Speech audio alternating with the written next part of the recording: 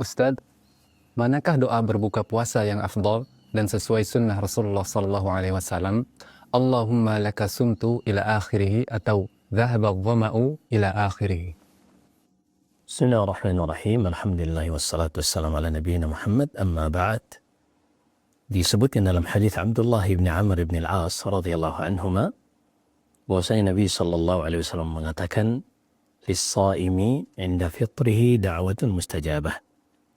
Seorang yang berpuasa itu ketika datang masa dia berbuka, di sisi Allah dia akan diberikan doa yang diterima, dikabulkan oleh Allah Subhanahu wa Ta'ala. Sehingga sangat dianjurkan seorang untuk membaca doa menjelang berbuka, ketika berbuka, dan setelah berbuka. Dan disebutkan dari Nabi Sallallahu Alaihi Wasallam doa-doa yang beliau membacanya ketika beliau berbuka. Seperti yang diriwayatkan dalam Sunan Abu Dawud dan selainnya. Ada juga yang dari Abdullah bin Umar radhiyallahu anhuma. Ia mengatakan dahulu Nabi Sallallahu Alaihi Wasallam ketika berbuka, beliau mengatakan zahabat dhama wa tallatil uruq wa thabatal ajru insyaallah.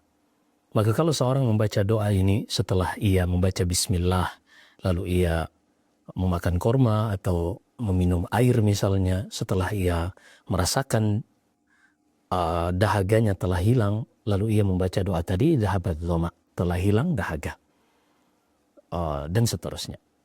Juga diriwayatkan dari beberapa tabi'i, ada yang memursalkannya kepada Nabi sallallahu alaihi wasallam, seperti Mu'adz bin Zuhrah.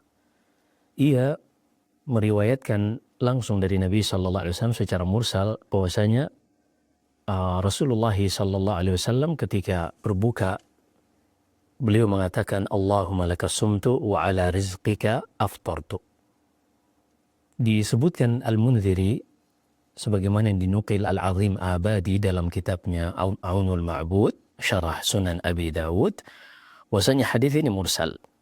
Namun disebutkan oleh penulis Aunul Ma'bud di sini menunjukkan disyariatkannya bagi seorang yang berpuasa untuk banyak berdoa ketika berbuka atau setelah berbuka dengan doa-doa kebaikan dunia dan akhirah. Kalau dia bisa mendatangkan dengan doa yang warid dari Nabi, ini afdal. Kalau dia menambahkannya, maka tidak mengapa. Karena tentunya doa dari Nabi, kalau kita cukupkan hanya dengan riwayat Abdullah bin Umar tadi, hanya satu. Sementara kesempatan untuk berdoa ketika selesai setelah berbuka, atau sebelum berbuka, atau ketika berbuka, ini waktu-waktu mustajab yang sangat disayangkan kalau seorang melewatkannya. Sementara Nabi Sallallahu Alaihi Wasallam menganjurkan di dalam hadis Abdullah bin Amr bin Al-As yang kita sebutkan tadi radhiyallahu anhuma, kata Rasulullah, "Is-shaimi da'u inda fitrihi da'watun mustajabah." Seorang yang berpuasa itu ketika berbuka dia memiliki doa yang dikabulkan oleh Allah. Dan juga dalam hadis Abu Hurairah radhiyallahu taala an, "Thalathatun la yuraddu du'a'uhum." Ada 3 orang manusia yang tidak akan tertolak dakwah mereka atau doa mereka.